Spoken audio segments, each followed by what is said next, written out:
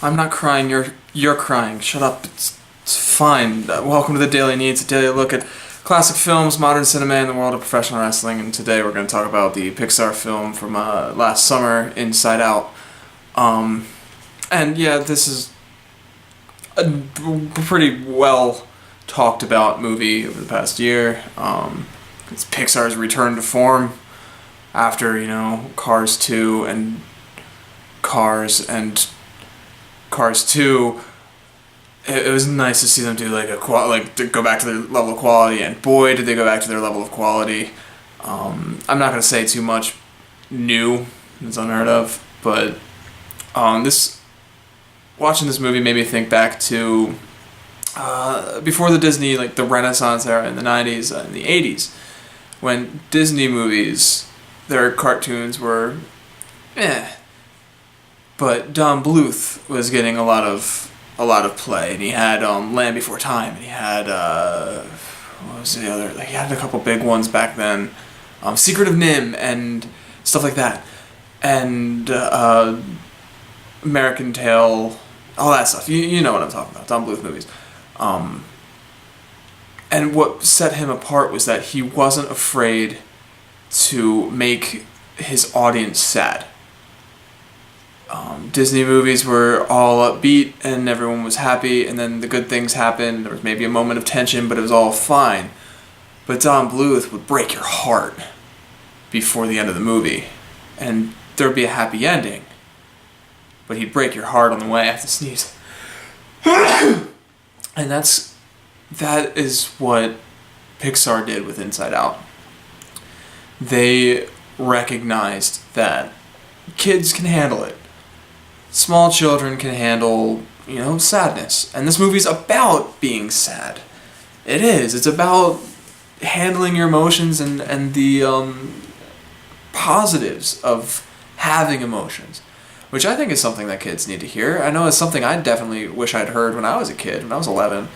Because I grew up under the belief that, I should always be happy. And I've made it no secret, I've suffered from depression. And part of that was, I'm sad about something. I'm not supposed to be sad. Why am I sad? I can't be sad. I'm not allowed to be sad. And that would make me sadder. And that's kind of and that would lead towards the spiral. And I've spiraled in and out for years. I still dip in every once in a while. But it's nice to see a movie that lets kids know that's okay. That's not something to be ashamed of. Sadness happens. Happiness happens. Fear, disgust, anger, other emotions that for some reason were not included, they happen, and that's a good lesson, I think. And it helped to hear it again as an adult as well. I don't have kids, not planning on having kids anytime soon, if ever. So I can't really relate to the parents' side of it, but it's still one of those things when it helps me remember when I was that age, so that if I ever do have kids, this is the kind of movie that's going to help me remember, okay, being a kid is crazy. Being that age when puberty hits, it's nuts, and things go just crazy upstairs, and it's good to remember that when you're older, I think. This is getting realer than I wanted it to. The jokes are great. They're great bits with the phone numbers and the cell phone got me. The cat got me. Just every time they would go into the emotions of, or in the mind and the emotions of somebody else, it just hit really hard. It was really good. Great writing, great cast. Phyllis is the best. She was one of my favorite characters on The Office, so it's really cool seeing her get a leading role in a movie, even if it's just a voiceover, animated, what have you. That's awesome. Good for her. Great movie. Great movie. Wonderful, fantastic, great movie.